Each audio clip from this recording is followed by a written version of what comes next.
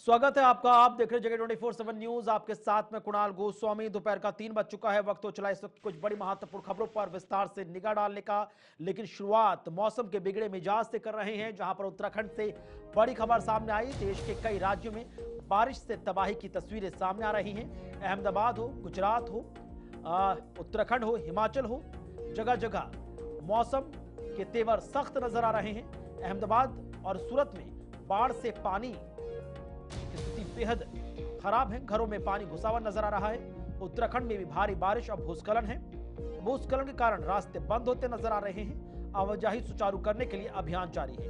इधर केदारनाथ यात्रा पर भी इसका सीधा प्रभाव देखा जा रहा है। तो देश भर में सामान्य से 12% ज्यादा बारिश दिल्ली को छोड़कर सभी राज्यों में बारिश हो रही है। अब तक सामान्य से 12.3% ज्यादा बारिश हो चुकी है, जबकि 26 जून तक देश में सामान्य रूप से 134.3 mm बारिश होनी थी, लेकिन 146.6 mm बारिश हो चुकी है।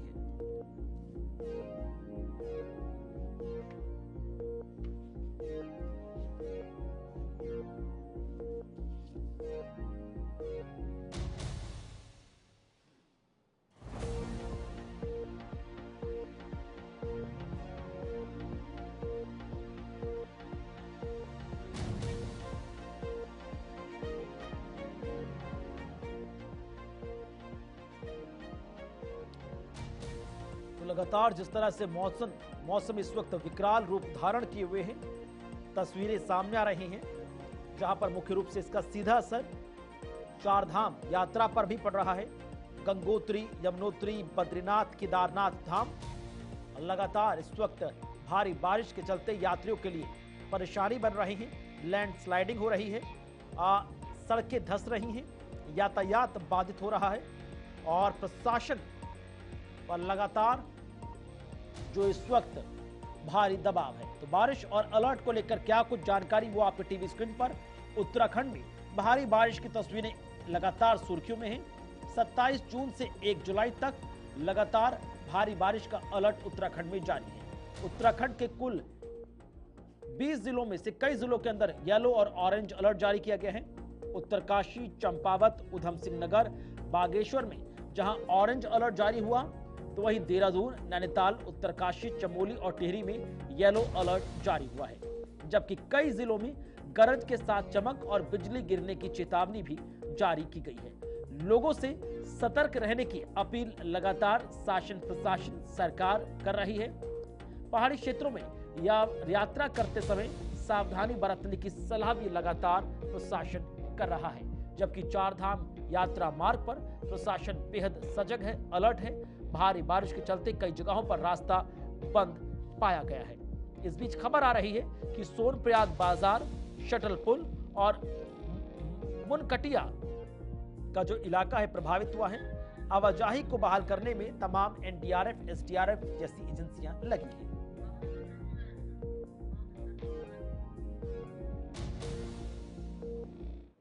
चलिए इसी बीच आगे बढ़ रहे, रुक कर रहे हैं एक और बड़ी महत्वपूर्ण खबर की तरफ। बड़ी खबर जहां पर पराग जैन होंगे रॉ के नए चीफ। इस वक्त की बड़ी खबर, रॉ से जुड़ी तमाम जानकारी। 1 जुलाई को पराग जैन नए रॉ चीफ का पदभार संभालते नजर आएंगे। कुल 2 साल का कार्यकाल होगा। 30 जून को रवि सिन्हा का कार्यकाल खत्म हो रहा है, तो लिहाजा अब पराग जैन को रॉ के नए चीफ की जिम्मेदारी दी गई है, जो 1 जुलाई 2025 से 30 नवंबर 2027 तक कुल 2 साल का कार्यकाल ये जिम्मेदारी संभालते नजर आएंगे। मौजूदा रॉ चीफ रवि सिन्हा का कार्यकाल इसी 30 जून को समाप्त हो रहा है, लिहाजा सबकी निगाहें अब पराग जैन पर। चलिए अब आगे बढ़ते हैं, बात करते हैं दिल्ली की सियासत की। दिल्ली में महिलाओं के सशक्तिकरण को लेकर नारकेडो माही राष्ट्रीय रियल एस्टेट विकास परिषद की महिला शाखा, जिसका उद्देश्य रियल एस्टेट क्षेत्र और संबंधित क्षेत्रों में महिलाओं की भागीदारी को बढ़ावा देना है, उनकी तरफ से आज एक कार्यक्रम का आयोजन किया गया, जिसमें दिल्ली सरकार के कैबिनेट मंत्री प्रवेश वर्मा पहुंचे। नारकेडो माही की अध्यक्ष स्मिता पाटिल ने कहा कि प्रधानमंत्री नरेंद्र मोदी का सपना है कि देश की महिलाएं सशक्त हों और खास तौर से वो महिलाएं जो कंस्ट्रक्शन, हाउसिंग, अर्बन से जुड़ी हैं। देखिए संवाददाता आबिश कमाल की ये रिपोर्ट।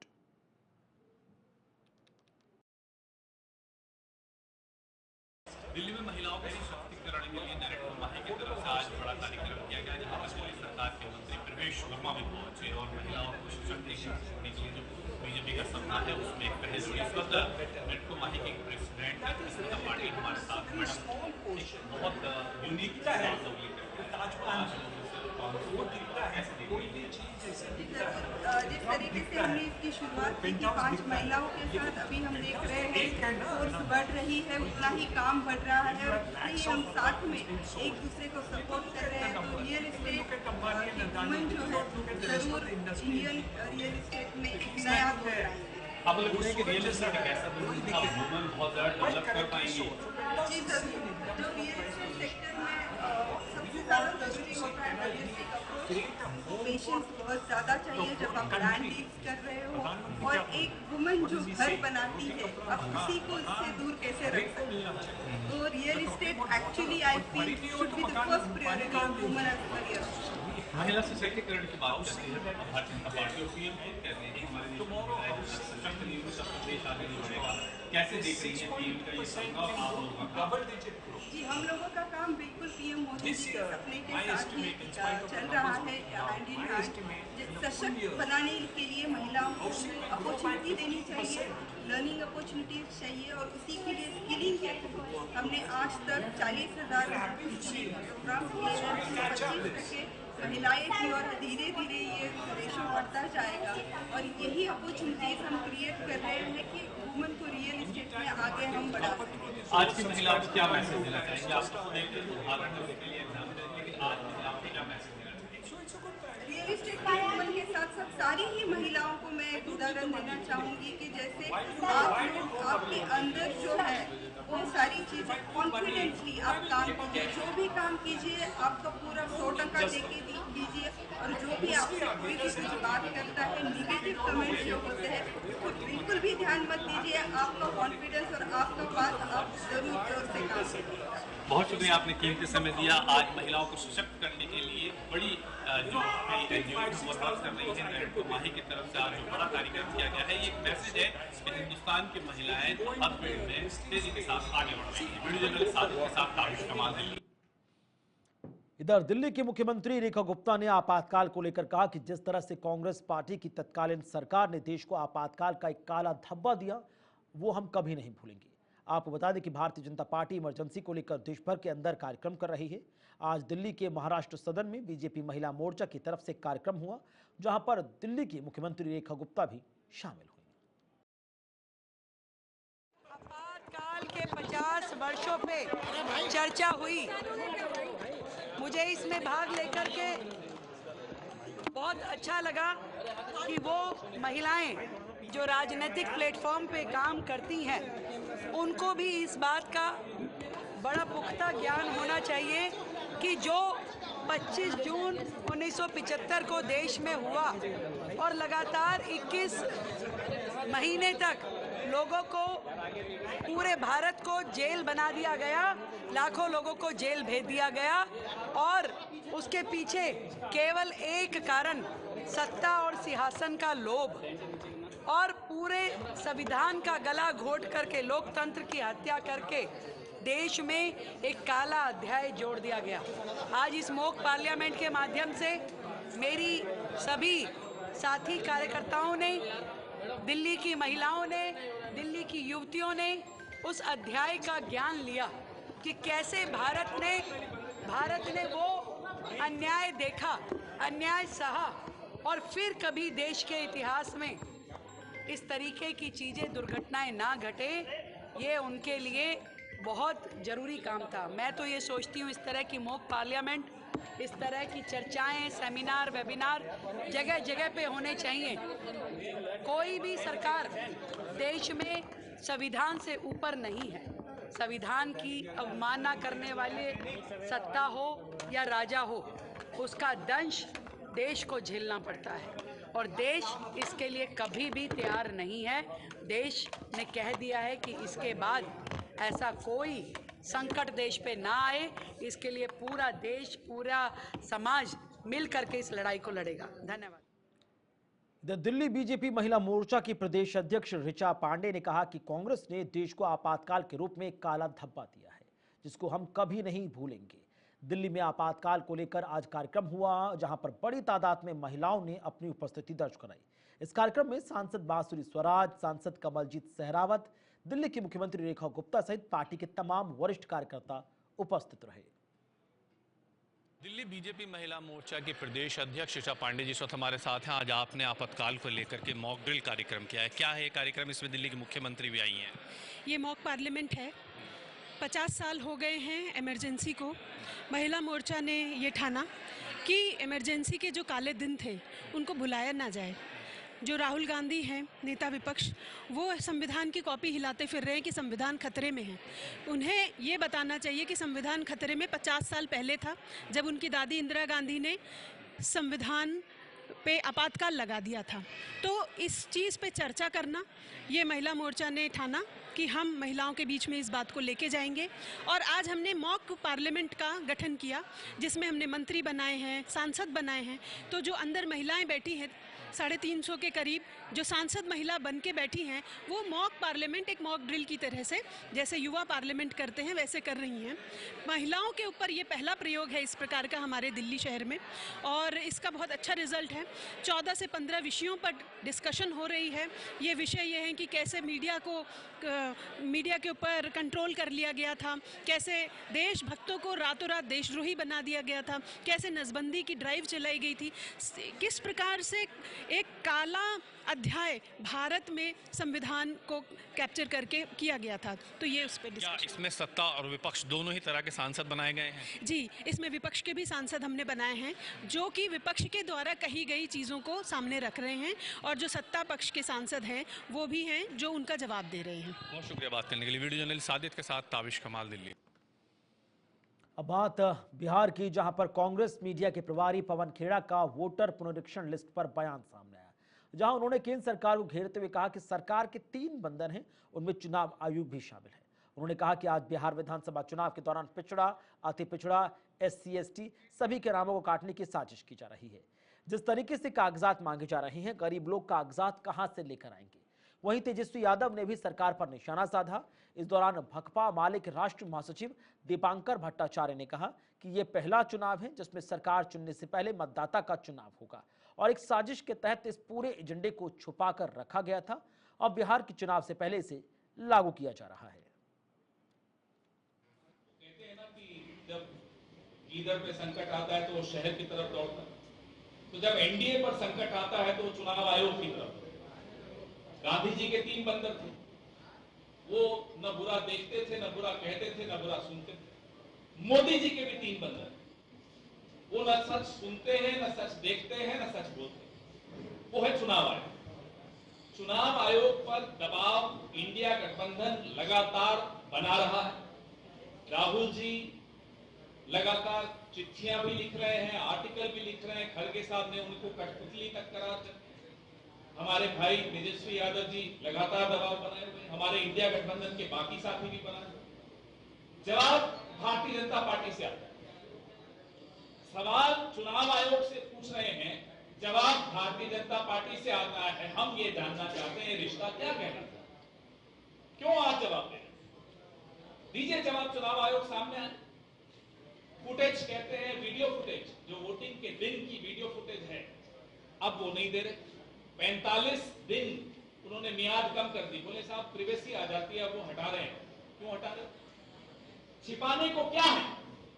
अभी हम यही संघर्ष कर रहे थे कि अचानक बिहार में एक डाका डालने आ गया चुनाव आयोग। और डाका सिर्फ आपके वोट पर नहीं डाला जा रहा, ये डाका डाला जा रहा है आपके तमाम अधिकारों पर, आपके वजूद पर, आपकी पहचान पर, आपकी नागरिकता पर।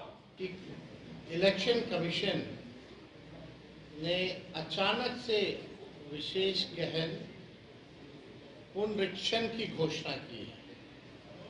इसका ये मतलब है कि अभी जो पब्लिश हुआ था वोटर लिस्ट फरवरी माह में, जो फ्रेश घटाव जुड़ाव के बाद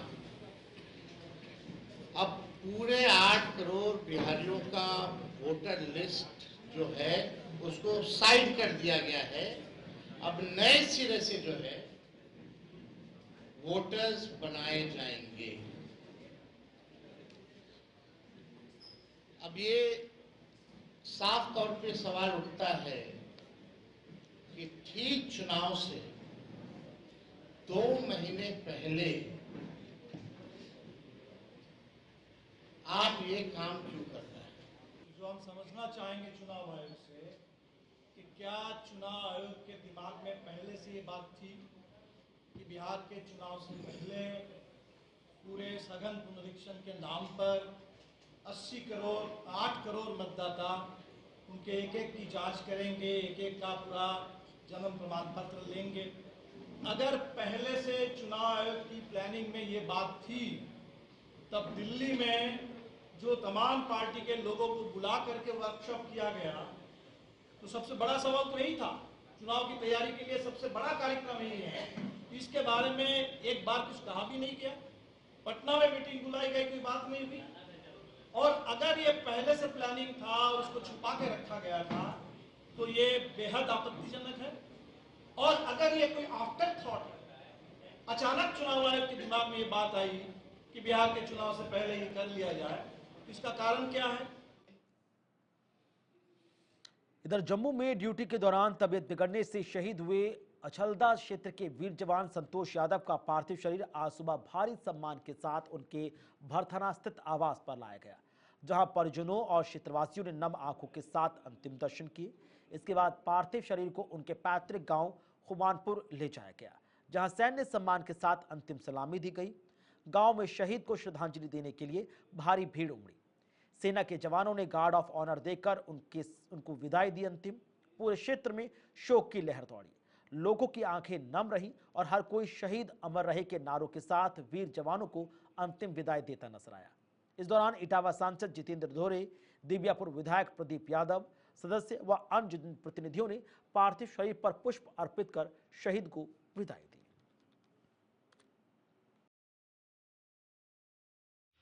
हम लोग सभी लोग शोक संवेदना करने आए हैं, उनको श्रद्धांजलि देने आए हैं। हमारे बड़े भाई संतोष यादव जी जो जम्मू में तैनात थे, उन्होंने अपनी जान न्यौछावर कर दी ड्यूटी के समय। आज सभी लोग, पूरा क्षेत्र ही नहीं, पूरा हमारा लोकसभा क्षेत्र उनको संवेदना व्यक्त कर रहा है। और श्रद्धेय नेताजी को भी मैं नमन करता हूँ। उन्होंने जो ऐसा नियम बना के गए कि उनका पार्थिव शरीर हर गाँव में लाने का काम करता है, उनको भी मैं धन्यवाद और नमन करता हूँ।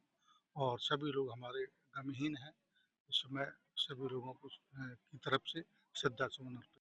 कुमानपुर में हमारे रिश्तेदार हैं, श्री टीकाराम जी के बेटे संतोष देश की सेवा कर रहे थे। जम्मू में उनकी पोस्टिंग थी और देश की सेवा करते करते वहीं उनकी अचानक जो है मृत्यु हो गई। पूरा क्षेत्र शोक संतप्त है, लेकिन हम उनके परिवार और उनसे कहते हैं कि ये हमारे लिए गर्व की बात है कि टीकाराम जी ने ऐसा बेटा पैदा किया जो देश की सेवा करते करते ही अपने प्राणों को न्यौछावर करके चले गए। हम उनके प्रति श्रद्धांजलि अर्पित करते हैं। हमारा पूरा क्षेत्र, आसपास के गांव आज आपको दिखाई दे रहा है कि सारे लोग द्रवित हैं, लेकिन इस बात का भी गर्व है कि हम लोगों के लोग देश की सेवा करते हैं और देश में रहने वाली जनता को सुरक्षित रखने का काम यही फौजी भाई करते हैं। हम सभी फौजी भाइयों को हृदय से सलाम करते हैं। इधर इटावा में कथावाचक से मारपीट के मामले को लेकर राजनीतिक गलियारों में हलचल तेज है। इसी बीच हमारे संवाददाता ने समाजवादी पार्टी के प्रदेश सचिव गोपाल यादव से खास बातचीत की। नजर डालिए। इटावा के दांदरपुर में जिस तरीके से जो घटना हुई उसको लेकर समाजवादी पार्टी के प्रदेश सचिव गोपाल यादव हमारे साथ जुड़ चुके हैं, बातचीत करेंगे। सर, किस तरीके से देखते हैं जो घटना हुई, जो वीडियो वायरल हुए, जो कथावाचक थे उनकी चोटी काटी गई, मुंडन कराया गया और उनका आरोप है कि जो महिला थी उनका मूत्र से छिड़काव भी किया गया? देखिए, जो दादरपुर में घटना हुई वो समाज को शर्मसार कर देने वाली घटना है। कानूनी रूप से तो वो गलत है ही, खैर कानूनी अपराध तो है ही, क्योंकि उन्हें बंधक बना के रखा गया, उनके मारपीट की गई, उनके सर के बाल मुड़वा दिए गए, मुंडन कर दिया गया, नाक रगड़वाई गई, जिस गाड़ी से वो लोग गए थे उस गाड़ी के चारों पहियों की हवा निकाल दी गई, फिर वो साइकिल में हवा भरने वाले पंप से उन्हीं से भरवाई गई चारों पहियों में हवा।